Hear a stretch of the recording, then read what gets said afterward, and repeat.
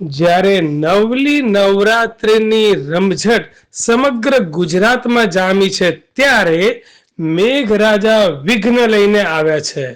હવામાન વિભાગે આગામી 5 દિવસ સુધી દક્ષિણ ગુજરાતમાં ભારેથી અતિ ભારે વરસાદની ચેતવણી જાહેર કરી છે, જેના કારણે સુરતવાસીઓ ચિંતામાં પડી ગયા છે અને શહેરમાં ચિંતાજનક સ્થિતિ સર્જાઈ છે.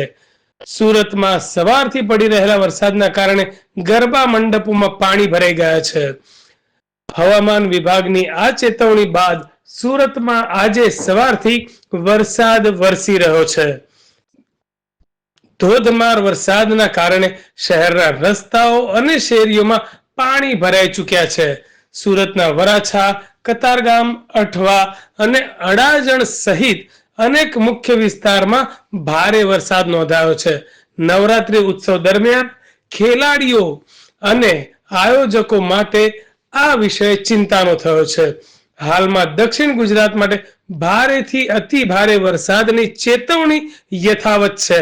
લોકોને પાણી ભરાયેલા વિસ્તારોથી દૂર રહેવા અને સતર્ક રહેવાની સલાહ આપી છે અને દક્ષિણ ગુજરાતમાં અમુક શહેરો, અમુક વિસ્તારોમાં શાળા કોલેજોમાં પણ અવકાશ જાહેર કરવામાં આવ્યો છે.